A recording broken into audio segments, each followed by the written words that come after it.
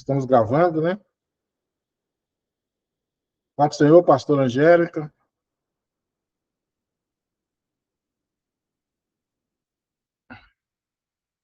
Então, vamos lá.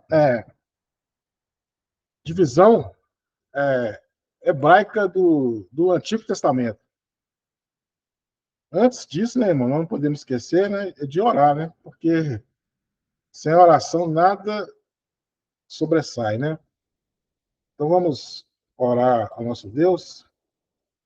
Senhor Deus, nosso Pai, nós oramos ao Senhor nessa noite para, em primeiro lugar, honrar e glorificar o seu nome, para que cada vez mais o Senhor esteja no nosso meio e que nós possamos fazer a sua vontade, assim na terra como no céu. Pai amado, Pai querido, que o Senhor venha abençoar grandemente os irmãos que estão participando aqui desse seminário, que o Senhor nos dê a capacidade e a iluminação do teu Espírito para nós entendermos tudo que for falado aqui. Pai amado, que o seu Espírito Santo esteja nos guiando, porque nós sabemos que o caminho é árduo, é difícil, mas quando o Senhor vai à frente, tudo se torna possível, porque o Senhor é o Deus do impossível. Pai amado, eu te agradeço por tudo que o Senhor tem feito na minha vida e também na vida dos irmãos, e que somente o seu nome seja honrado e glorificado no nosso meio. Assim eu oro e te agradeço. Em nome do Senhor Jesus. Amém. Irmãos, Amém. nós falamos, então, na aula passada, sobre a divisão cristã do Antigo Testamento. Nós falamos também a respeito de que a divisão cristã, primeiramente, é o Pentateuco, depois os livros históricos, os livros poéticos e os livros proféticos, que são quatro divisões, né? Na divisão hebraica, ela é um pouco diferente. Ela não tem quatro divisões, ela tem apenas três divisões. E, de acordo com o andamento aqui, nós vamos falar bastante sobre essas divisões. E também, nós queremos entrar na divisão do Novo Testamento, na divisão cristã do Novo Testamento. E só os cristãos, né, eles acreditam no Novo Testamento. Os judeus, eles não acreditam no Novo Testamento, então, para eles, o Novo Testamento não é Bíblia. Porém, existe, na atualidade, há algum tempo atrás, né, os judeus ortodoxos, os judeus messiânicos. Os judeus ortodoxos, eles não acreditam na Bíblia Sagrada, no Novo Testamento. Já os judeus messiânicos, eles acreditam, sim, que o Senhor Jesus é o Messias que veio para salvar Israel, né? Porém, tem algumas diferenças entre a crença messiânica dos judeus messiânicos e dos cristãos, né? Eles são muito voltados para as práticas lá de Israel. E a Igreja do Senhor, que é formada tanto por gentios como por judeus, eles têm Cristo como o centro do ensino do Novo Testamento. Então, vamos abreviar aqui, vamos compartilhar aqui nossa apostila, nosso slide, né? Os irmãos receberam aí os slides, a apostila, tudo certinho aí? Eu recebi, sim. Tá, né? Beleza. Sim. Aquela apostila eu precisava de mexer nela um pouquinho, consertar algumas coisas. Vou ver aqui que você está. O que. Abriu o slide para vocês? Sim. Abriu? Ah, Ok. então tá bom. Uhum. Para mim aqui não tá abrindo, não. Será que aconteceu? Deixa eu tentar de novo aqui.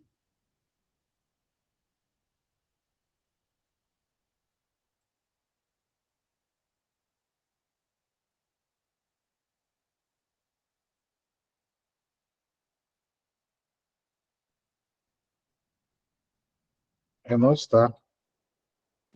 O pastor, vê Oi. se estou colocando em modo de apresentação, abre, porque por enquanto está só o programa. Sim. Aí agora você tem que colocar como apresentação, de repente abre, vê se é isso. Deixa eu ver aqui. Mas eu já pus. Já pus como apresentação. Tá, vamos ver aqui se.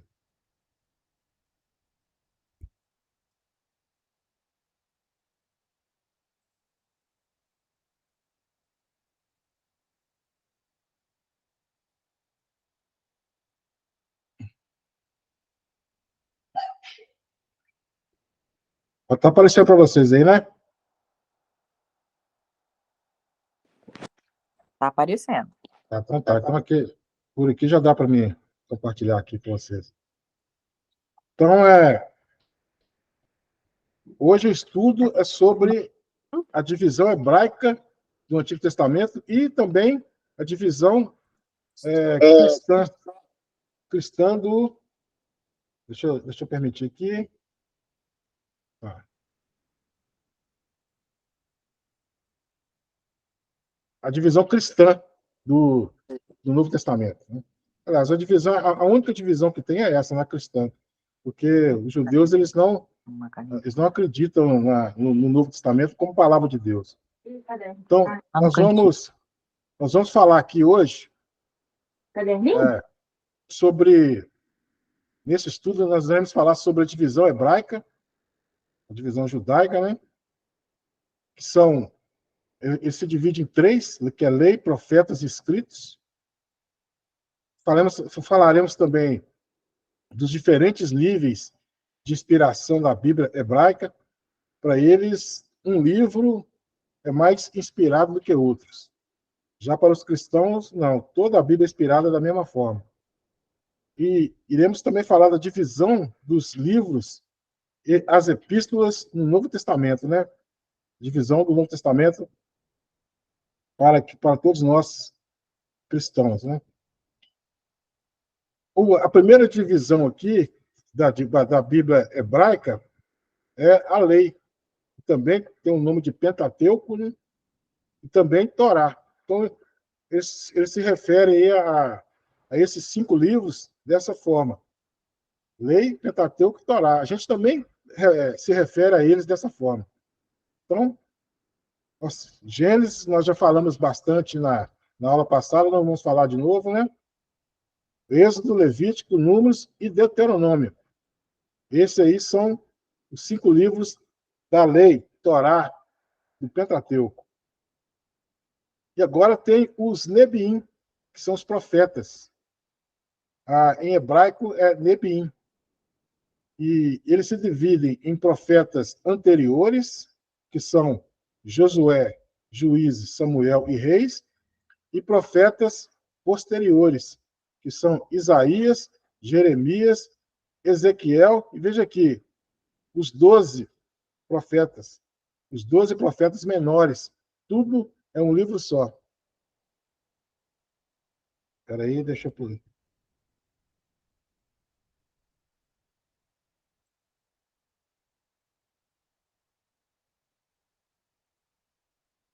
Já permiti a entrada aqui dos irmãos.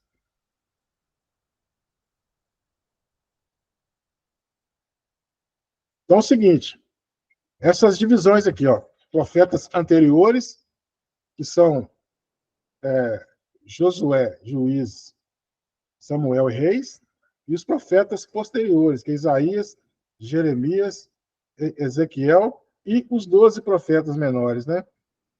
Sendo que Isaías, Jeremias, Ezequiel e Daniel são os profetas maiores na nossa Bíblia. E os profetas menores são os 12, aqueles 12 menores, né? E Lamentações de Jeremias também entra como profeta maior na nossa Bíblia. Está aqui tudo entendido? Deixa eu ver aqui. Amém. A terceira e última divisão da Bíblia hebraica se chama Ketubim, que são os livros poéticos, né? De Jó, Salmos, Provérbios, os 5 rolos, né? Que são Eclesiastes, Cantares e Cânticos dos Cânticos, né? Que são o Ketubim. Então, ele se divide em Torá, Neviim e Ketubim. Para os judeus, para os hebreus, a maior inspiração está na Torá, nos primeiros 5 livros. Para eles, são os escritos mais inspirados da Bíblia hebraica, né? Que é o Pentateuco. E, em segundo lugar, vem os Neviim, que são esses aqui, ó. Eles têm um grau de inspiração menor do que a Torá, porém, eles têm um grau de inspiração maior do que os Ketubim. Então, essa característica é somente deles, dos judeus. Eles veem a Bíblia com esses níveis de inspiração. Ou seja, há uma escala de inspiração desses livros, né? Mas é o seguinte, nós não entendemos assim, porque nós entendemos que toda a Escritura é inspirada. Toda a Escritura é inspirada. Então, não tem nenhum momento para nós que há um grau de inspiração maior que o outro. Todos são inspirados. Quando Lucas escreveu o seu evangelho, ele fez uma pesquisa acurada. Ele compilou vários escritos e colocou no seu livro. E quando, por exemplo, Ezequiel ele tem aquela visão do Vale de Ossos Secos, para nós cristãos é a mesma inspiração. Não tem. Muitos pensam que a visão de Ezequiel lá no Vale de Ossos Secos é uma coisa espiritual, então ela teria que ser mais inspirada do que apenas um ajuntamento de livros para formar um outro livro. Não. Para nós cristãos, a Bíblia ela tem a mesma inspiração em todas as suas palavras. Há algumas situações na Bíblia, no nosso entendimento, que é mais importante. Por exemplo, a crucificação de Cristo, ela tem uma importância, mas ela não é mais inspirada do que as outras passagens. Ela é mais importante, mas não é mais inspirada. É esse o entendimento que nós temos que ter. A Bíblia, para nós, é toda inspirada da mesma forma. O Espírito Santo usou homens para, através da inspiração, eles registrar os escritos sagrados. Então, essa é a diferença. E outra diferença também é que na nossa Bíblia, no Antigo Testamento, nós temos 39 livros. Lá, para os judeus, eles têm apenas 24, justamente porque eles condensaram alguns livros em um só. Por exemplo, 1 Crônicas e 2 Crônicas não é 2 livros para eles, é um livro só.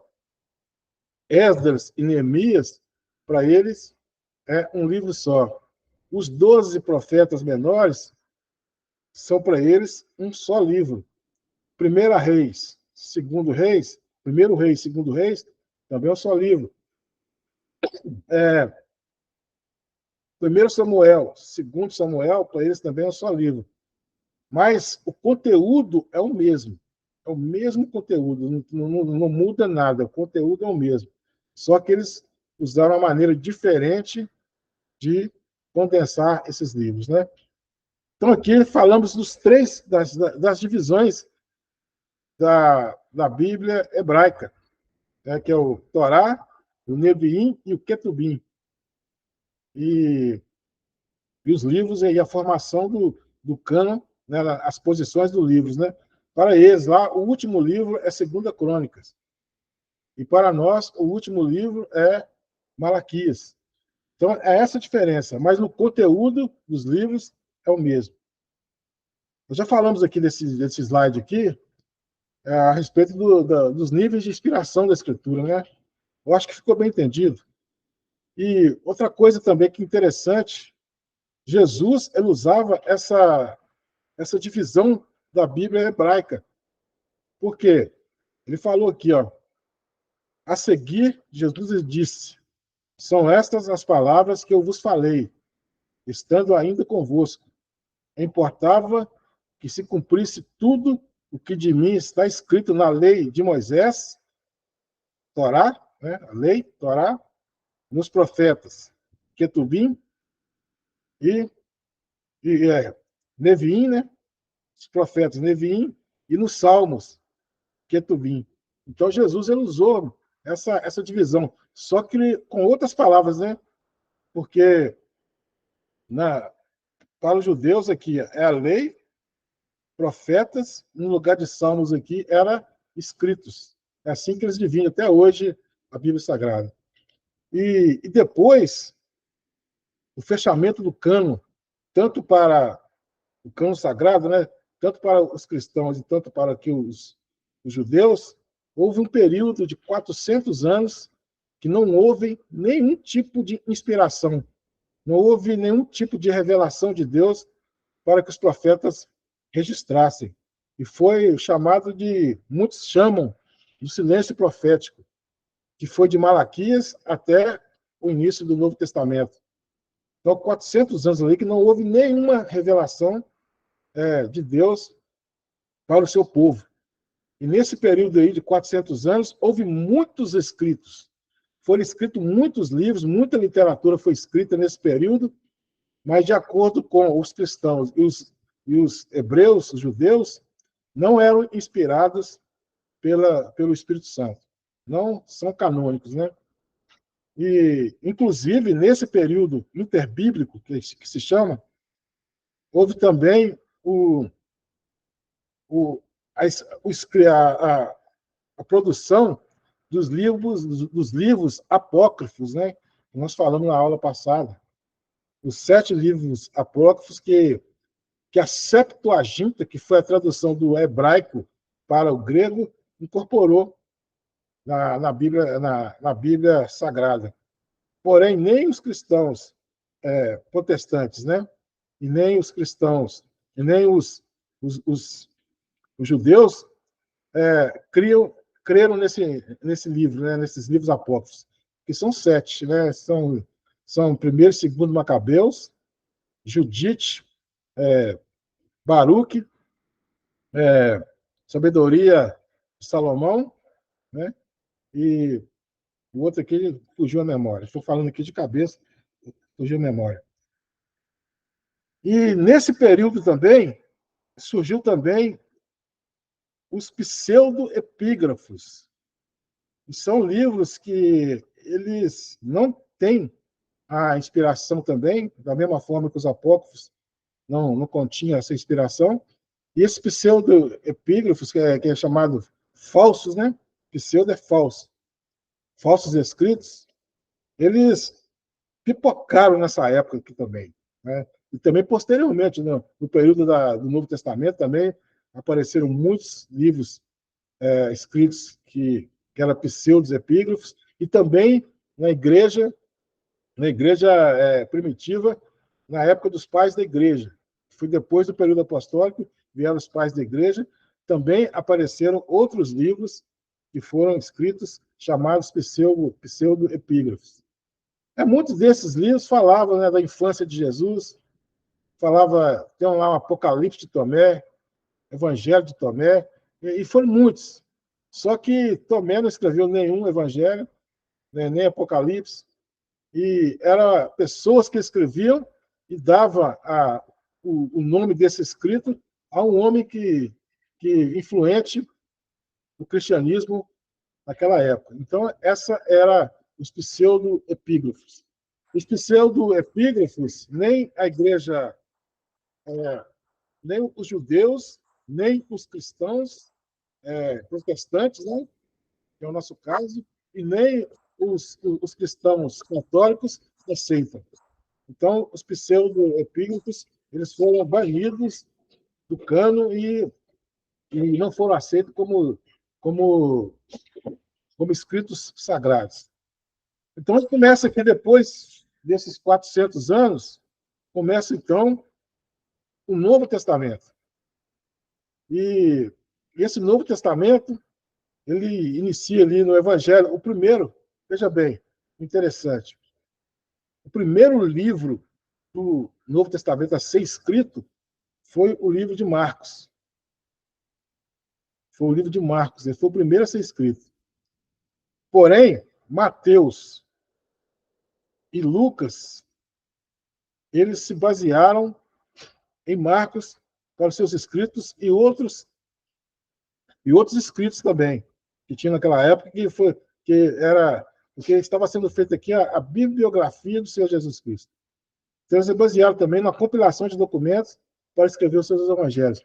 Então, esses 3 livros aqui, ó, Mateus vem na frente, mas ele não é o primeiro livro a ser escrito. Mateus, Marcos e Lucas, eles são chamados de evangelhos sinóticos.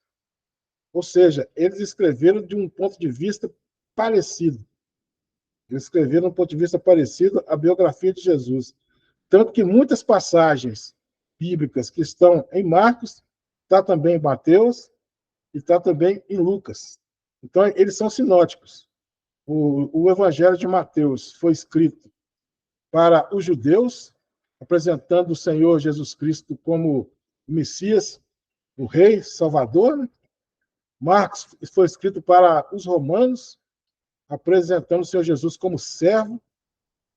Lucas foi escrito para os gregos, porque Lucas é o único escritor do Novo Testamento e de toda a Bíblia que não era judeu.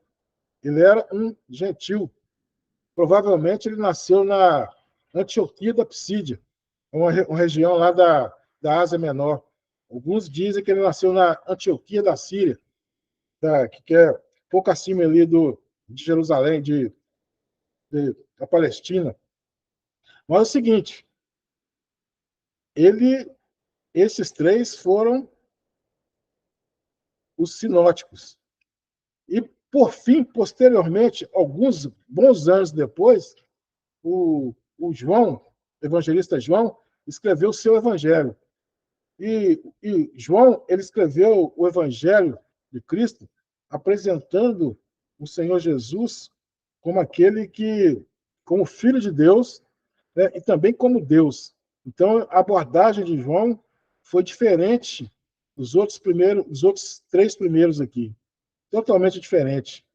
Ele escreveu sobre a perspectiva que Jesus é Deus e também o Filho de Deus. Esses foram os 4 evangélicos, né? Os 3 primeiros, sinóticos, e João foi escrito posteriormente. Então, é muito interessante que nós temos o entendimento de ler esses evangelhos nessa perspectiva, né, que cada um tem, os 3 primeiros são sinóticos, mas cada um tem um direcionamento. E João foi escrito posteriormente. Tanto que João, quando ele escreveu, ele começa assim: no princípio era o Verbo, e o Verbo era Deus, e o Verbo estava com Deus. No princípio era o Logos, em grego, né? No princípio era o Logos. O Logos era a palavra em grego. E os gregos tinham esse entendimento de que o Logos era o princípio de todas as coisas, que a palavra era o princípio de todas as coisas. É o arqué, o princípio fundamental. E João escreve para eles falando que Jesus era o Logos, que Jesus é a palavra. Esses entendimentos que os seus filósofos aí têm, né, na perspectiva de João, ele pensou assim: esse entendimento que vocês, filósofos, têm do arqué, e nós dizemos aqui que o arqué é Cristo. Tudo foi criado por ele e por meio dele. No princípio era o Logos, e o Logos estava com Deus, e o Logos era Deus. Então, essa é os 4 evangelhos.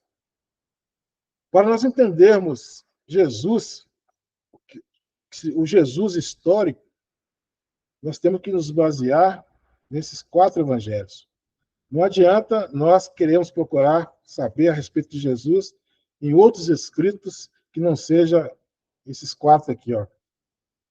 Porque os 4 evangelhos são fidedignos nos seus escritos referente a Jesus, né? Também um livro histórico. Veja bem que lá no Antigo Testamento nós temos 12 livros históricos. 12, né? Já no Novo Testamento, nós temos um livro histórico. Somente esse aqui, ó. Atos dos Apóstolos. Somente esse livro aqui é chamado de histórico. Só que para retomar aqui o nosso raciocínio, Mateus e João, eles eram discípulos de Jesus. Eles eram apóstolos. Marcos e Lucas, não. Marcos e Lucas não eram apóstolos. Só fazendo essa retomada aqui, ó. Marcos e Lucas não eram apóstolos. Mateus e João, sim. Marcos, ele escreveu o Evangelho fundamentado em Pedro e depois em Paulo. E Lucas escreveu o seu Evangelho fundamentado em uma acurada pesquisa e também um pouco de Paulo, que Lucas foi um médico que acompanhou Paulo durante as suas viagens missionárias. Então, voltando aqui ao livro histórico, somente Atos dos Apóstolos é o livro histórico. Não tem outro aqui no Novo Testamento. O interessante do livro de Atos que ele conta a história do Espírito Santo agindo em todo o livro. Esse livro poderia muito bem, ao invés de chamar Atos dos Apóstolos, chamar Atos do Espírito Santo. Porque o Espírito Santo ele agiu o tempo todo aqui nesse livro histórico. Começando lá, quando Jesus disse que do alto seria nós, a igreja seria revestida do poder do alto, né? Que seria descido do Espírito Santo. Isso aconteceu lá em Pentecostes, capítulo 2. O Espírito Santo, ele separou os 12 diáconos, né? os 6 diáconos, 7 diáconos, melhor dizendo. Foi o Espírito Santo. Foi o Espírito Santo que, através da pregação de Pedro, convenceu as multidões a aceitar o Evangelho de Cristo. É o Espírito Santo agindo. Começou ali em Pentecostes, quando ele desceu ali como se fossem línguas de fogo, como se fosse um vento impetuoso. Ele desceu ali e começou, então, a ação do Espírito Santo. E a gente vê claramente o Espírito Santo agindo nas pessoas ali, nos apóstolos, em todas as pessoas ali, no apóstolo Paulo também. Então, é muito interessante. Veja que Jesus comissiona os apóstolos a pregar o Evangelho. Jesus fala assim, primeiramente, seja minha testemunha em Jerusalém, né, lá no centro, na Judéia, Samaria e até os confins da terra. Jesus falou dessa forma. E se você for olhar o livro de Atos, começou primeiro a pregação do Evangelho aonde? Lá em Jerusalém, com Pedro. Depois, na região da Judéia. Depois, na região de Samaria. E depois, com o apóstolo Paulo, até os confins da terra. Aí se espalhou a pregação do Evangelho por todo mundo.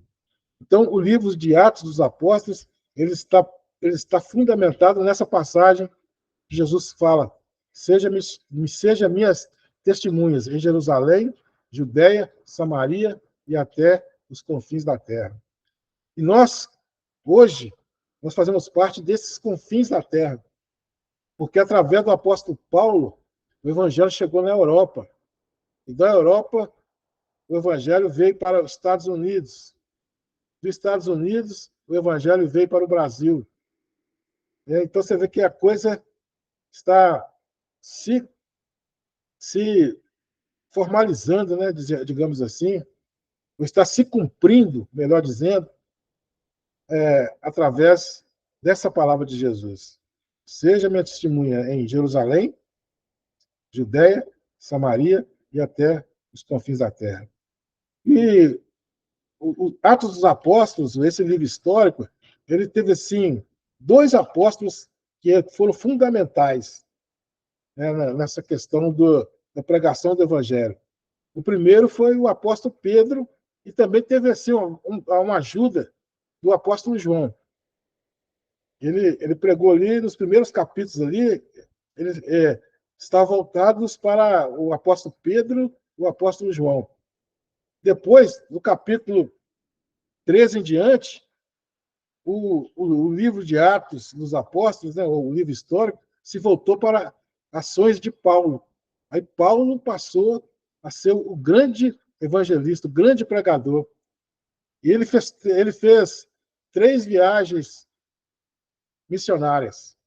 Primeiramente, ele saiu para evangelizar a região da Galácia, que era uma região que tinha ali, um pouco abaixo da Ásia Menor. Depois ele queria evangelizar na Ásia Menor, onde que é a Turquia hoje. Mas o Espírito Santo lhe disse, o Espírito Santo compeliu o apóstolo Paulo a não pregar na Ásia, sim pregar em Troade, através da visão do varão macedônio, e foi pregar em Troade. Troade já é a Europa. Então, na sua segunda viagem missionária, o apóstolo Paulo foi para a região da Europa. E lá ele pregou em várias cidades ali, Filipos, ele pregou lá em Corinto, aquelas cidades gregas, né? Tessalônica. Então, ele foi ali naquelas regiões da Europa. E na terceira viagem missionária do apóstolo Paulo, aí sim ele pregou na Galáxia. Ou melhor, ele pregou na Ásia Menor. E lá ele fundou várias igrejas. E várias igrejas foram fundadas através dos seus discípulos, dos seus ajudadores, né? Então, ele espalhou o evangelho por toda a Ásia Menor, por todo o mundo conhecido, por toda a Europa ali, através da sua pregação. E é muito interessante que tinha uma parte ainda que o apóstolo Paulo não tinha pregado. E ele queria ir lá pregar, que é em Roma. Ou melhor, que é na Espanha. Mas havia uma igreja em Roma, o apóstolo Paulo queria ir para Roma para fazer ali Roma como base para ele pregar lá na Espanha. Porém, o apóstolo Paulo ele foi para Roma, sim, mas de uma maneira totalmente diferente. Ele foi para Roma preso. Muitos falsos testemunhos foram levantados contra ele. Ele foi preso lá em Jerusalém, quando ele voltou da terceira viagem missionária. Ele foi preso lá em Jerusalém. E depois ele foi para Cesareia e ficou lá preso também por 2 anos, lá em Cesareia Marítima. E depois ele apelou para César, porque ele era um cidadão romano. Ele apelou para César. E o procônsul lá de Cesareia autorizou. Aí ele foi viajar para Roma, não como um pregador da palavra, e sim como um prisioneiro. Aí aquela passagem lá que ele vai, que o barco passa por tempestade, ele vai lá para a ilha, fica na ilha lá um tempo, é mordido de serpente, né? A ilha de Creta, né? Ele vai para a ilha de Creta, lá é mordido por uma serpente. Acontecem vários fatores ali, várias passagens bíblicas que homileticamente são usadas na pregação. Aí ele chega lá em Roma. Quando ele chega lá em Roma, ele já chega preso numa prisão domiciliar. Ele ficava preso em uma casa e ficava 24 horas algemados a um soldado. E esses soldados revezavam de 8 em 8 horas. Então, por dia, o apóstolo Paulo ele pregava para 3 soldados romanos, 3 soldados da guarda pretoriana. E ele foi convertendo ali vários soldados. E no final de 2 anos, ele tinha convertido quase toda a guarda do César, né? Até na carta aos Filipenses ele fala: os irmãos da casa de César vos saúdam. Então ele já tinha evangelizado muita gente. Paulo, preso, ele estava evangelizando mais do que as igrejas que ele tinha fundado lá na Ásia Menor. Lá na Ásia Menor, na região da Galácia e na região ali da Grécia, da Europa. Então, ele escreveu uma carta aos Filipenses que foi conhecida como Cartas da Alegria, porque apesar de ele estar preso, ele estava alegre. Alegrai-vos, alegrai-vos. Mais uma vez digo, alegrai-vos no Senhor. Veja que ele tinha essa felicidade de pregar o Evangelho a todas as pessoas. Amados irmãos, eu sinto que às vezes falta isso na igreja atual, essa alegria de pregar o Evangelho. Muitas vezes as pessoas têm a oportunidade de pregar o Evangelho e não pregam, porque não estão com essa mesma chama que ardia no coração do apóstolo Paulo para pregar o Evangelho a todas as pessoas. Fora, e o livro de Atos acaba com o apóstolo Paulo preso nessa casa, nessa prisão domiciliar. Já na tradição, há um entendimento de que o apóstolo Paulo foi liberto dessa prisão e ele escreveu mais 3 cartas, as cartas pastorais. Ele escreveu a carta de Tito, 1 Timóteo e 2 Timóteo. 2 Timóteo. Ele escreveu essas 3 cartas. Há um entendimento que quando ele escreveu a carta de Tito e 1 Timóteo, ele tinha ido para a Espanha, que era o desejo dele de pregar lá. Isso não está na Bíblia. Atos dos Apóstolos termina com ele preso. Mas há fortes indícios que ele foi lá e pregou, e nesse período ele escreveu essas 2 cartas. Tanto a carta de Tito, quanto a carta de 1 Timóteo. Só que a carta 2 Timóteo, ele parece que ele estava preso novamente, mas não mais numa casa. Ele estava preso em uma masmorra, um lugar onde que os piores criminosos iam, né? Estava preso numa masmorra. E muitos entendem que o apóstolo Paulo estava ali, quando ele escreveu a carta 2 Timóteo, na antessala do martírio. Ele foi martirizado por Nero, o imperador Nero. Então, ele estava ali na antessala do martírio, esperando a sua execução. Ele escreveu a carta a Timóteo. É tanto que ele fala que para Timóteo vir rápido, porque o inverno estava chegando e ele estava com frio. Trazer meus livros e trazer a minha capa. O maior pregador de todos os tempos, o maior fundador de igreja, plantador de igreja, ele estava numa masmorra e estava ali prestes a ser martirizado. Veja que, amados irmãos, mas mesmo assim, lá nessa carta de Timóteo, ele fala que a glória que ele estava aguardando era imensa. Ele sabia que, quando ele fosse martirizado, ele ia estar com Cristo. O apóstolo Paulo fala que melhor é morrer e estar com Cristo do que viver, né, nesse corpo corruptível, né? Você vê que ele fala só coisas maravilhosas, o apóstolo Paulo fala. Ele foi martirizado juntamente com o apóstolo João, segundo a tradição. Na Bíblia não fala do martírio desses dois, mas eles falam que o apóstolo Paulo foi decapitado porque ele tinha alguns privilégios de ser um cidadão romano. O apóstolo João foi, minto, né? O apóstolo Pedro. O apóstolo João morreu de velhice, né? Lá, depois de escrever o Apocalipse, lá na ilha de Patmos, né? O apóstolo Pedro foi martirizado junto com o apóstolo Paulo, e diz a tradição que o apóstolo Pedro foi crucificado de cabeça para baixo, porque ele não era digno de morrer assim como o Senhor Jesus Cristo morreu. Então, para a tradição, ele foi crucificado de cabeça para baixo. E para a tradição, o apóstolo Paulo foi crucificado, foi decapitado, teve sua cabeça cortada, porque ele tinha o privilégio de ter uma morte rápida, porque a morte de Pedro, com certeza, foi dolorosa, porque ele foi crucificado, ainda assim, de cabeça para baixo, né? Então, vamos passar aqui para o próximo slide. Ficou entendido aí sobre esse livro histórico? Bom, agora vamos falar da divisão das epístolas no Novo Testamento, as cartas, né? Vamos falar aqui das primeiras cartas, né, na ordem. Romanos foi a carta que o apóstolo Paulo escreveu para a igreja que estava lá em Roma. Amados irmãos, com toda certeza, foi a carta, é o ápice do evangelho do apóstolo, da teologia cristã, é a carta aos Romanos. Foi demais essa carta.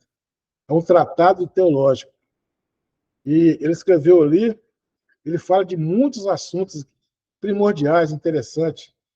Ele fala que o evangelho tem o poder para salvar todo aquele que crê, primeiro do judeu e depois do grego. Ele fala da corrupção dos gentios, ele fala da corrupção dos judeus, ele fala também que todos pecaram e destituídos estão da glória de Deus. Ele fala que por um homem veio o pecado no mundo e pelo pecado veio a morte. A morte veio a todos nós, porque todos nós pecamos. Ele fala também isso nas suas cartas. Ele fala em diversos assuntos de muita importância nessa carta aos Romanos. E também é um tratado teológico. Ele fala do segundo Adão, que Jesus é o segundo Adão. Então, ele usa, assim, de uma maneira de se comunicar através dessas cartas extraordinárias. E glória a Deus, porque ele escreveu essas cartas, nós aqui hoje podemos receber esses benditos ensinamentos do apóstolo Paulo. Aí ele escreveu a carta de 1 Coríntios, que era na igreja lá de Corinto, lá na Grécia. Essa cidade de Corinto, ela era uma cidade portuária, onde havia muitos deuses e havia também muita prostituição. Havia aqui muitos, como se diz, havia o santuário, né, de Apolo, onde que tinha prostitutas e prostitutos cultuais. Então, era uma cidade promíscua, muito promíscua mesmo. E as pessoas, através da pregação do apóstolo Paulo, eles começaram a largar aquela idolatria, largar a prostituição e vir para a igreja. Só que essa igreja de Corinto, ela tinha vários dons, mas ela tinha também muitos problemas. O apóstolo Paulo, no decorrer da sua vida apostólica, ele começou a corrigir esses problemas que aconteciam lá em Coríntios. Então, essas duas cartas aqui, provavelmente, essa primeira carta era uma resposta a uma outra carta que já tinha sido endereçada ao apóstolo Paulo. O apóstolo Paulo recebeu uma carta e escreveu, era a resposta da primeira carta. Então, aqui, provavelmente, essas primeiras aos Coríntios seria a segunda carta aos Coríntios. E essa carta aqui, segundo Coríntios, seria a quarta carta aos Coríntios. Então, ele escreveu 4 cartas aos Coríntios, porém, apenas duas permaneceram, né?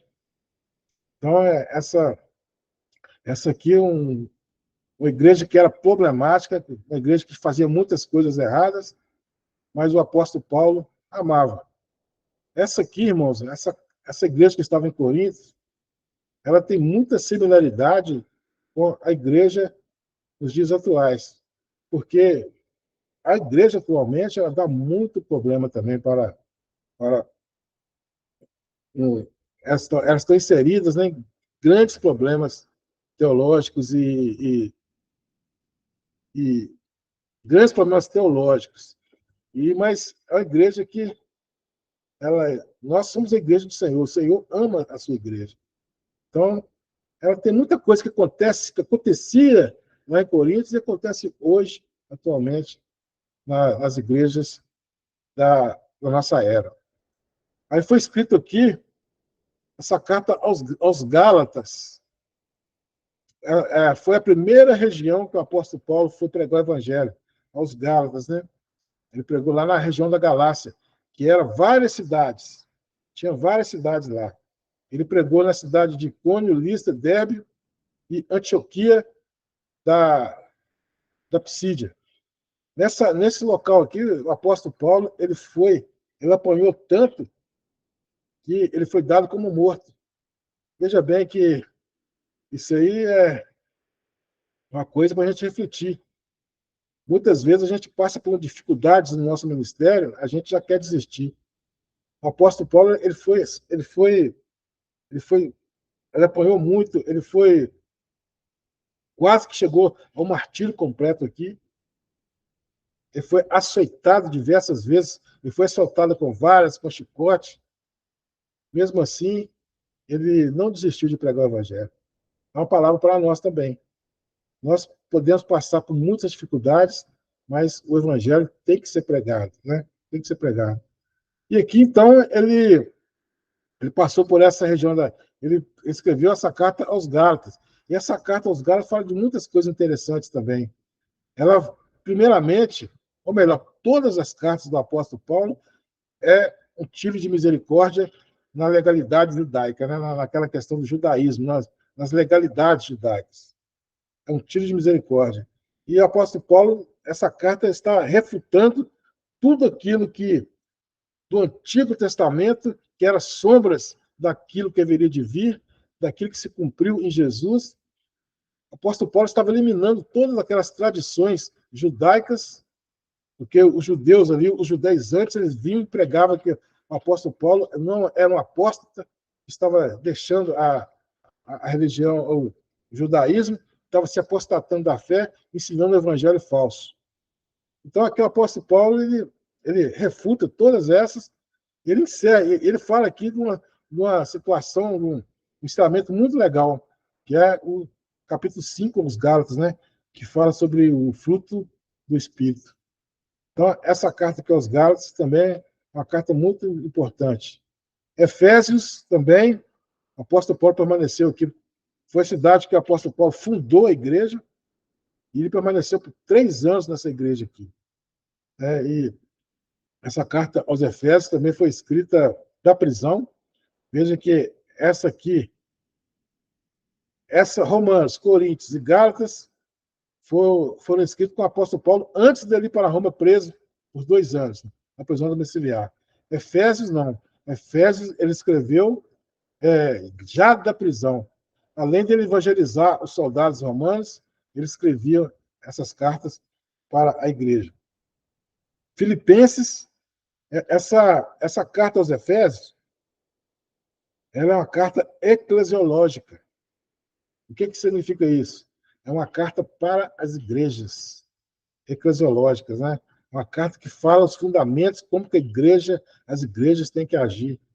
Ele fala de muitos assuntos interessantes. Um assunto interessante que fala aqui é que caiu o muro que separava tanto os gentios como os judeus. Caiu o muro de separação. Hoje não há de se falar mais num povo específico de judeus e de gentios. Caiu o muro de separação. Hoje nós temos apenas a igreja, que é composta de gentios e é composta também de judeus. Então ele escreve essa carta aqui, uma carta eclesiológica. Filipenses é a carta da alegria, como eu me referi. O apóstolo Paulo estava preso ainda, e ele escreveu essa carta da alegria, falando de coisas, transmitindo àqueles que estavam soltos lá em Filipos. Filipos já é lá na Europa. Ele escreve essa carta aqui para eles, dizendo que não desanime do evangelho. Eu sou pregador em cadeia.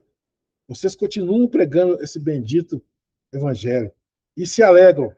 Foi a carta da alegria. Colossenses também foi uma outra carta que o apóstolo Paulo escreveu quando ele estava preso. Ele escreveu essa carta de Colossenses, ele também estava preso nessa mesma prisão domiciliar. Essa carta aos Colossenses também ela rebate, refuta aos judaizantes que queriam implementar na igreja de Colossos o judaísmo novamente. O apóstolo Paulo ele exorta os colossenses a não voltarem para os rudimentos lá do Antigo Testamento, porque eles queriam voltar para o judaísmo porque eles estavam sendo perseguidos. O apóstolo Paulo ele exorta aos colossenses a não agir dessa forma, sabendo que Jesus é mais importante do que tudo isso. E Jesus é o fundamento da igreja, ele é a pedra angular. Então não desanime. Ele estava exortando a igreja a não desanimar.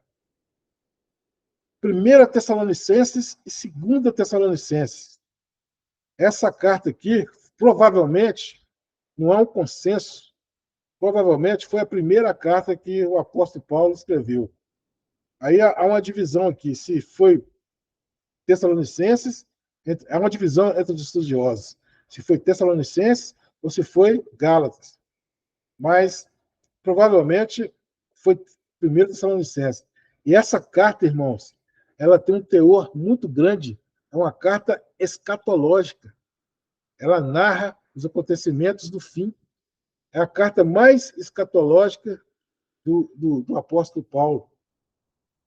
Tanto 1 Tessalonicenses, como também 2 Tessalonicenses. Ela fala do fim. Lá que tem aquela passagem, aquele texto bíblico, que fala que os que morreram não em nada seria prejudicado aos que estão vivos. Porque quando soar a trombeta, os que estão no pó da terra ressuscitariam primeiro, e os que estão vivos teriam seus corpos transformados. É nessa carta aqui que ele escreve. Porque o povo de Tessalônica estava com o entendimento que Jesus voltaria poucos anos depois. E com o passar dos anos, Jesus não voltava, as pessoas morriam, e eles estavam preocupados, porque aquelas pessoas que morreram não teriam promessa da salvação. O apóstolo Paulo explica para eles, não. Os que já morreram, em nada serão prejudicados, porque eles terão o corpo ressuscitado.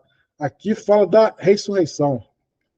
Então, essa foi 1 Tessalonicenses e também 2 Tessalonicenses. E aqui, essas cartas aqui foram as cartas do apóstolo Paulo, né? Até aqui, foram as cartas que o apóstolo Paulo escreveu para as igrejas. Para as igrejas. Aqui só tem igrejas. Romanos, a igreja de Roma, Coríntios, Gálatas, Colossenses, eram as cartas para igrejas. Então, essas epístolas são chamadas de epístolas eclesiásticas, né? E aqui vem as epístolas pastorais, porque o apóstolo Paulo ele não estava escrevendo mais para igrejas, mas estava escrevendo para os seus discípulos. Em 1 Timóteo e 2 Timóteo e Tito, ele estava escrevendo para os seus filhos na fé. Timóteo, nós todos conhecemos, era o filho na fé do apóstolo Paulo, e também Tito. Timóteo, ele ia pastorear em Éfeso. O apóstolo Paulo estava ensinando a ele como lidar da forma que a sua igreja poderia ser bem sucedida. Então, essa carta aqui, 1 Timóteo, que fala sobre até a questão que fala sobre ética pastoral. Eu dei aula por pouco tempo atrás de ética pastoral para os irmãos do seminário aqui, da Igreja do Vitória. Eu ensinei para eles, né? Sobre ética pastoral, baseada em Tito capítulo 3, que fala que aquele que almeja o episcopado, excelente obra almeja. Aí vem lá todas as características de um bom líder, né? E a carta de 2 Timóteo foi a última carta que o apóstolo Paulo escreveu quando ele estava preso lá na masmorra, na antessala do martírio. Ele iria morrer há pouco tempo depois, decapitado. Também é uma carta que dá um choque de realidade a esses teólogos da prosperidade. Por quê? Porque é totalmente contrário. Esses apóstolos que tem hoje aí, a maioria deles são ricos, né? Eles pregam que a teologia da prosperidade, a teologia neopentecostal, mas se for olhar biblicamente, não aconteceu nada disso, nem com o apóstolo Paulo, nem com o apóstolo Pedro, nem com o apóstolo João, nenhum dos apóstolos. Todos eles foram martirizados, com exceção do apóstolo João. Então, quer dizer, o ministério ele tem as suas dificuldades. Ele tem as suas dificuldades. O apóstolo Paulo morreu aqui, doente, somente Lucas estava com ele, ele foi abandonado por todos, somente Lucas estava com ele. O maior pastor, o maior pregador, morreu praticamente sozinho e abandonado pela sua igreja. Mas algo muito melhor aguardava ele lá na glória, que ele mesmo falou nessa carta, segundo Timóteo, que algo muito melhor o aguardava. E ele morreu martirizado, mas com certeza ele morreu sabendo que melhor é deixar o corpo e estar com Cristo. E a carta Tito, ele escreveu a seu filho na fé também, lá na ilha de Creta, uma região mais afastada, e Tito era o pastor lá. Essa carta Filemon não é carta pastoral, ela é carta eclesiológica, eclesiástica, né? Porque Filemon tinha uma igreja na sua casa. E Filemon conta a história do escravo Onésimo e de Filemon. Onésimo fugiu da casa de Filemon e foi encontrar com Paulo lá na prisão. E lá ele se converteu, lá na prisão em Roma. Lá ele se converteu e o apóstolo Paulo enviou Onésimo novamente para Filemon e dizendo que tanto o servo como o dono do escravagista quanto o escravo, para ele seria igual. E o cristianismo sempre pregou isso, que não há diferença. O cristianismo sempre pregou essa verdade, que não há acepção de pessoas. Em muitas igrejas, o juiz da cidade ele pode sentar do lado do gari e ter a mesma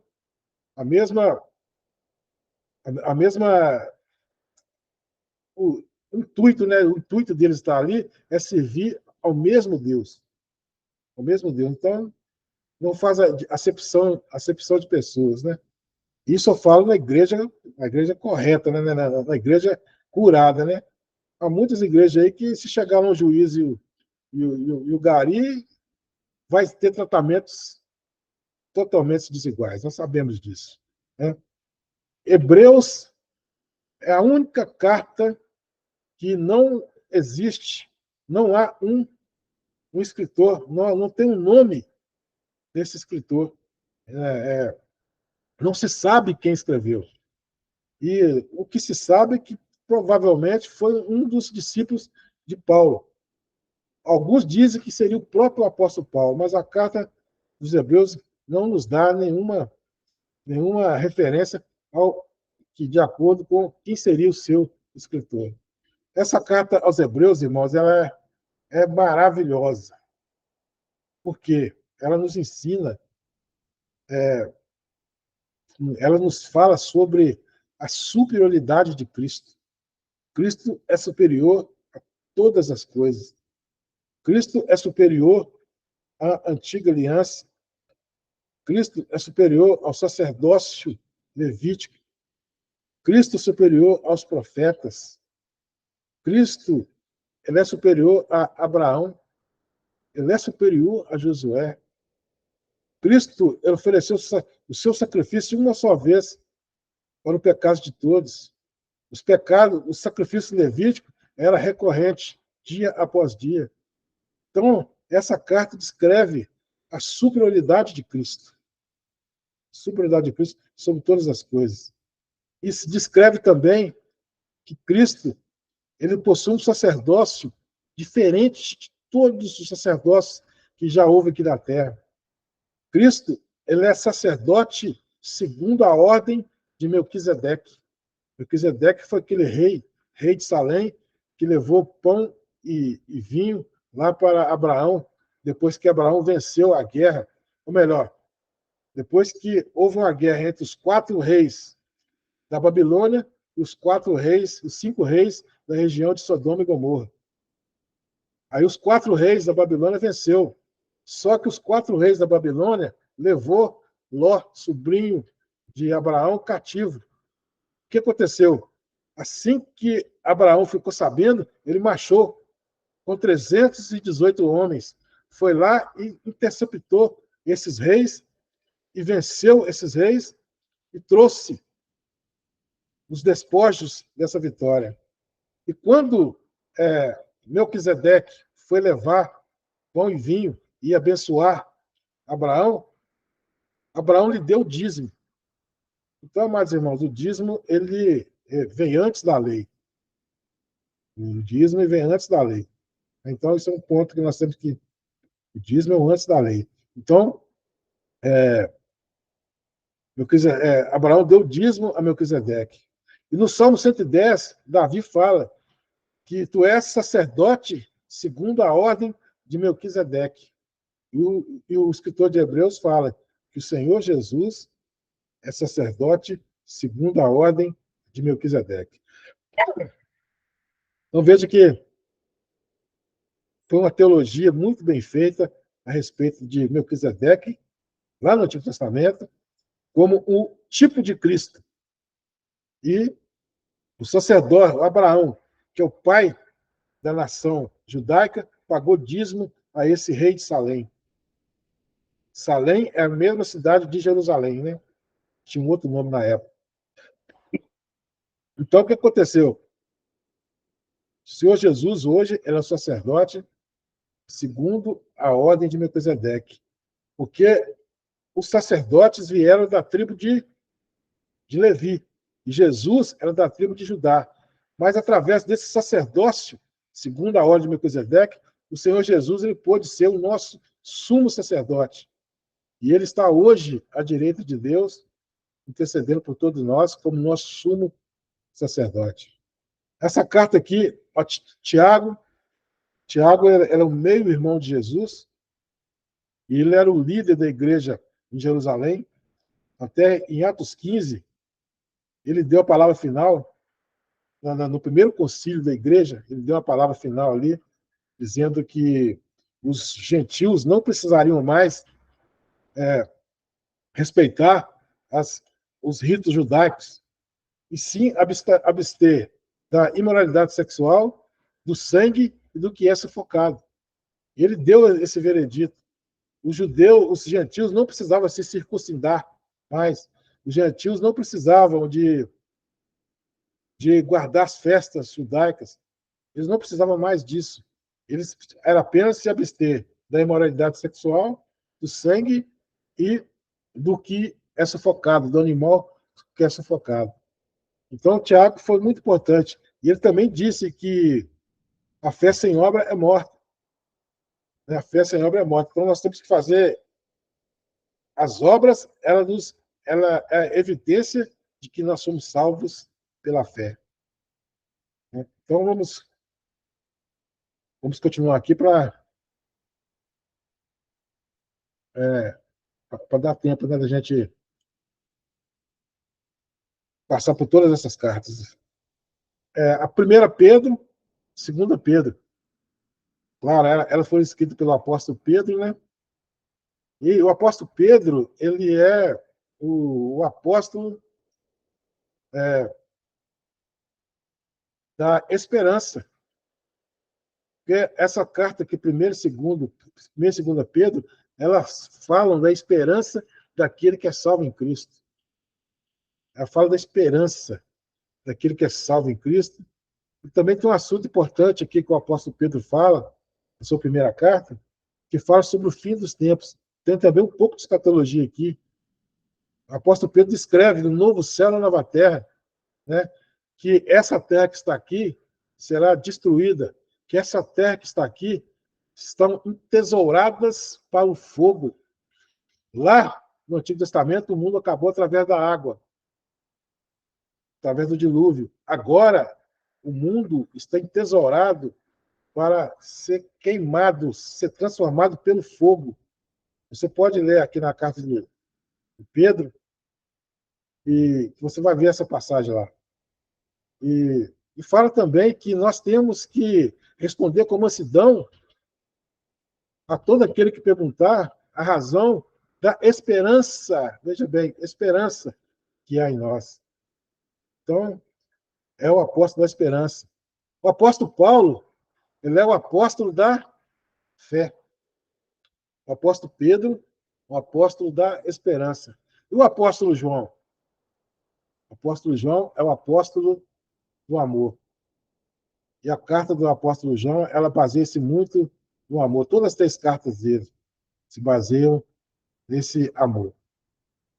Nós temos a carta de Judas, que é uma carta também que ela cita, né, um livro apócrifo, ou melhor, um livro pseudepígrafo de Enoque, que Enoque é aquele que andava com Deus e que era o 7º depois da geração de Adão. Depois de Adão, ele era o 7º e andava com Deus e foi tomado com Deus.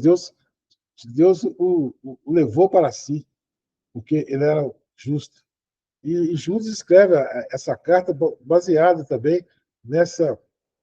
Ele fala ali da Satanás, ele contentou com o anjo, com o arcanjo Miguel, para lutar, para obter o corpo de Moisés. Isso está no livro apócrifo de pseudepígrafo, né, de Enoque. Não está na Bíblia. Mas a partir do momento que Judas colocou esse pseudepígrafo na Bíblia, ele se tornou inspirado. Coisa maravilhosa, né? E o arcanjo Miguel disse que não iria, o Senhor o repreenda, pois eu não irei inferir juízo impróprio sobre si. Veja que, mesmo Satanás seja um anjo caído, ele tinha um grau de autoridade igual a do arcanjo Miguel, porque a autoridade dele, ele não foi tirada. Ele foi tirada a autoridade dele quando Jesus ele ressuscitou. Mas até então, ele permanece aqui no nosso meio. Ele estava no céu, ele caiu do céu para a terra. E, posteriormente, ele vai cair da terra para o lago de fogo e enxofre. Aí ele será extirpado, será aniquilado. Aniquilado não, né? A gente não pode falar que ele vai ser aniquilado, porque ele vai sofrer eternamente lá no lago de fogo e enxofre, né? Satanás. Então, aqui, há essa passagem que quase que essa carta não entrou no cano por causa desse uso dessa passagem de um pseudepígrafo, né? Lá de Enoque, né? E, por fim, Apocalipse.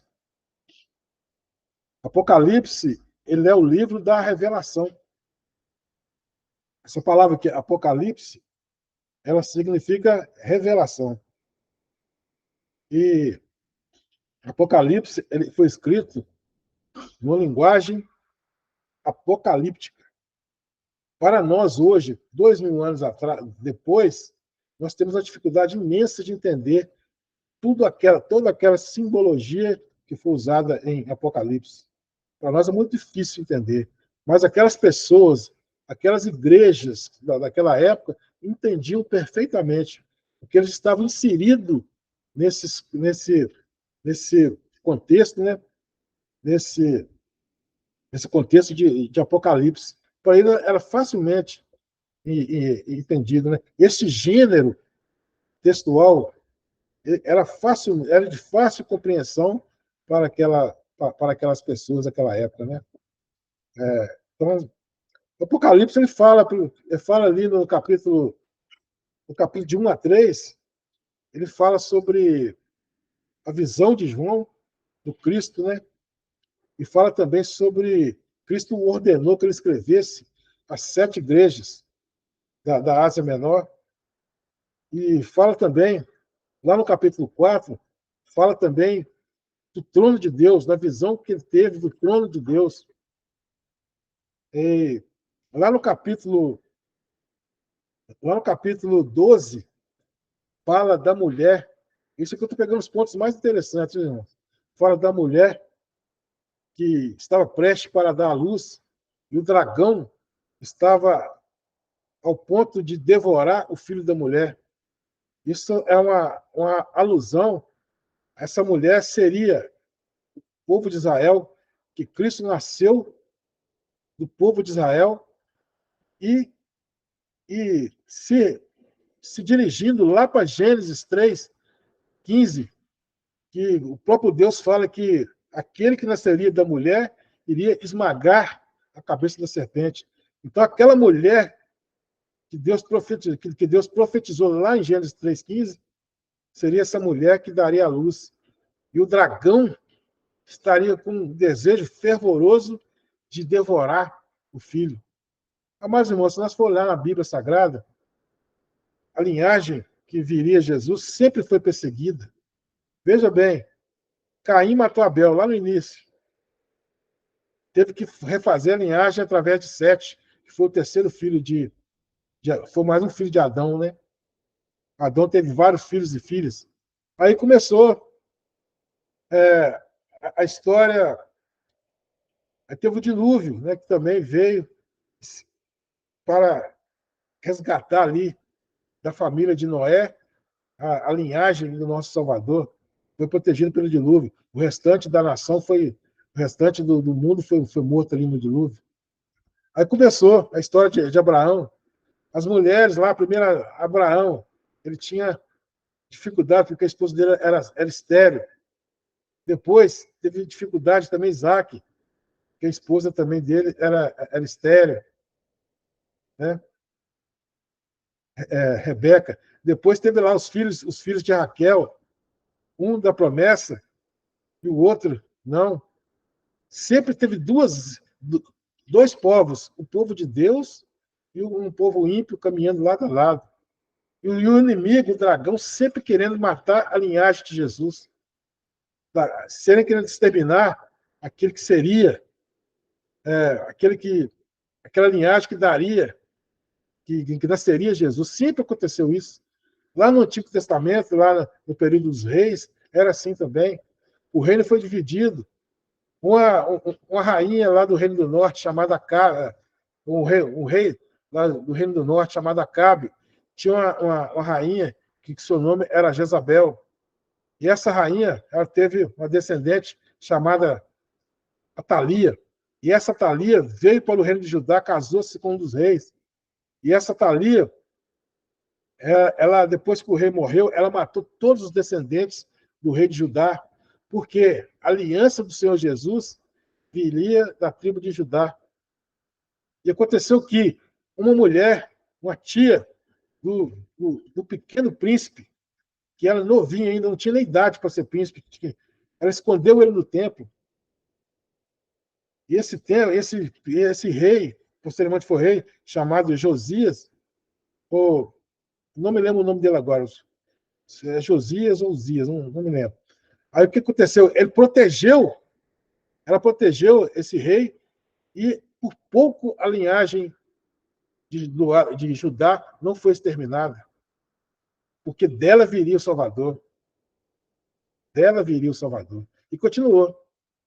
Aí já no Novo Testamento você vê a vontade, a voracidade desse dragão de matar o filho da mulher, de matar o Jesus que viria.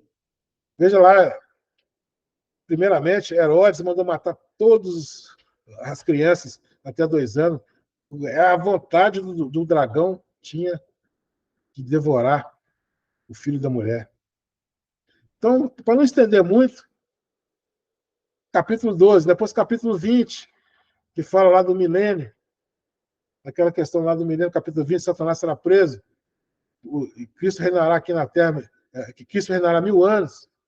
Uns entendem que esse milênio já começou quando Cristo veio e amarrou Satanás. Outros entendem que será um milênio, será posterior, será um reino literal aqui na Terra de Cristo. Né? Então, essa é a questão secundária. E depois vem no capítulo 21 a descrição do novo céu e da nova terra. Aí sim, é o estado eterno, novo céu e nova terra, onde que habita a justiça. Esse mesmo céu e nova terra, onde Isaías falou. Esse mesmo céu e nova terra, onde Pedro falou também na sua carta. E esse mesmo céu e nova terra, onde João fala aqui no capítulo 21 de Apocalipse, capítulo 21 e 22. É o relato do novo céu e da nova terra, o paraíso, o qual nós estaremos com Jesus eternamente. Glória a Deus. E Jesus colocará todos sob os seus pés, pegará esse reino restaurado, novo céu e nova terra, e sujeitará ao Pai, e o Pai será tudo em todos. Glória a Deus eternamente. Amém. Então, aqui, irmãos, terminamos aqui o nosso estudo sobre esse. Aqui só era para falar aqui da ordem, né? Mas eu já dei aqui a primeira introdução para vocês aqui. Nós iremos estudar mais a fundo essas questões, todas aqui, retomando com muito mais exemplos, quando nós estivermos estudando o panorama do Antigo Testamento e o panorama do Novo Testamento, nós iremos falar aqui mais a respeito de estudo. E eu falo para os irmãos, leem a Bíblia. Se você lê a Bíblia, se você leu a Bíblia uma vez, você ainda leu ela pouco. Você leu pouco. Tem pessoas que já leu a Bíblia mais de 10 vezes, ou até muito mais. Eu já li a Bíblia 4 vezes totalmente, do início ao fim. Mas, fora os textos salteados que a gente lê, sempre, né? Então, leia a Bíblia. Porque só assim você lendo a Bíblia, você vai guardar essas coisas que foram faladas aqui. Outra coisa também interessante, pegue a aula passada, ela já vou mandar ela para o YouTube, eu fiz só uma correção nela. Pegue a aula passada, peguem essa aula, escuta novamente. Irmãos, é uma palavra até feia aqui, mas eu vou usar. Não tenham preguiça. Ouçam, anotem, pesquisem, leem. Assim você vai absorver o conteúdo. Um teólogo que não leu a Bíblia pelo menos uma vez não pode ser chamado de teólogo. Essa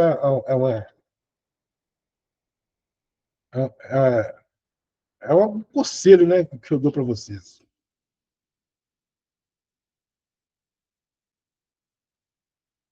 Alguma pergunta?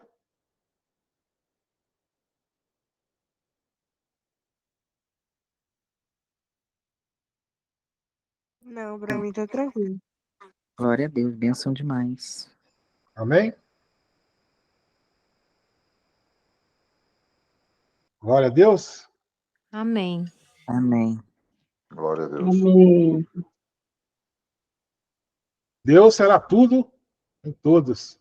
Lá no novo céu, na nova terra, onde habita a justiça. Graças a Deus. Se não houver nenhuma mais, deixa eu ver quantas horas. Ainda falta 5 minutos ainda, ó, benção. Benção mesmo. Mas esse estudo, irmãos, esse estudo aqui do panorama que nós vamos estudar ainda, nós ainda não entramos no panorama, né, do Novo Testamento, nem do Antigo. Vocês irão ver que coisa maravilhosa a gente poder estudar os meandros aí dessa bendita Bíblia Sagrada. A gente nunca mais nós seremos aquelas pessoas que ainda não se tomaram aquele gosto para aprender, para buscar de Deus, nunca mais deixarão de ter esse desejo de buscar o aprendizado da palavra, porque a Bíblia é maravilhosa. A Bíblia é maravilhosa. Amém? Então vamos. Amém. Ô, pastor, só me dá Vamos dar uma lousa rapidão aqui, eu sei que está fora da aula, mas só para aproveitar. O senhor consegue lembrar de cabeça onde é que está a passagem da Santa Ceia? Passagem de Santa Ceia? Ela É. até no Evangelho de Lucas, eu não estou lembrando aqui, mas a gente usa muito em 1 Coríntios, capítulo 11, versículo 23. 11, É 23. o texto. Mas também tem no Evangelho também. Mas o que fala realmente ali da ceia do Senhor é Coríntios 11, 23. Porque eu recebi do Senhor que também vos entreguei. Né? O Senhor Jesus, na noite que foi traído, tomou o pão. E tendo dado graças, o partiu e disse: Isso é meu corpo que é dado por vós. Fazer isto em memória de mim. Semelhantemente, depois de haver ceado, tomou o cálice, dizendo: Esse é o cálice da nova aliança no meu sangue. Fazer isto em memória de mim. Então, Coríntios 11, 23. 23. Obrigado. 1 Coríntios 23. Vou guardar isso. Obrigado. Então, se não houver mais perguntas, nem um comentário, vamos orar, então, encerrando a nossa aula. Até hoje eu esqueci de mandar o link para duas pessoas, né, que serão observadores, né, nossas aulas, observadores convidados, né, que é o pastor Eduardo e o irmão Marcelo. O nosso seminário Batista da Família, ele terminou. Batista da Família Vitória, né? Ele terminou e eles querem continuar observando as aulas, né? E eu vou mandar o link para eles, porque eles vão participar como observadores. Amém? Então vamos orar, agradecer ao nosso Deus por ter nos dado força e graça para estamos participando dessa aula, né? Amém, Jesus. Senhor Deus, nosso Pai, nós te agradecemos, porque o Senhor até aqui tem nos sustentado, Obrigada, até aqui o Senhor tem nos dado forças. Pai amado, Pai querido, que o Senhor esteja cada vez mais abençoando as irmãs, os irmãos, nesse aprendizado, Pai. E coloque no coração de cada um o desejo de estar cada vez mais aprendendo a respeito do ser de Deus, a respeito da Tua palavra. Pai amado, que o Senhor abençoe grandemente os pastores, os meus líderes, pastor Nelson, pastor João, o pastor Eduardo, que é meu líder. Abençoe grandemente, Pai amado, todos eles. Que eles continuem firmes nesse intuito de estar conduzindo a sua igreja para um alvo que é muito maior, que é o novo céu e a nova terra. Pai amado, assim eu oro e te agradeço. Em nome do Senhor Jesus. Amém. Amém. Então, boa noite, irmãos. Amém. Boa noite. Amém. Amém. Boa noite. Uau, Deus abençoe todo mundo. Boa noite. Boa noite. Amém.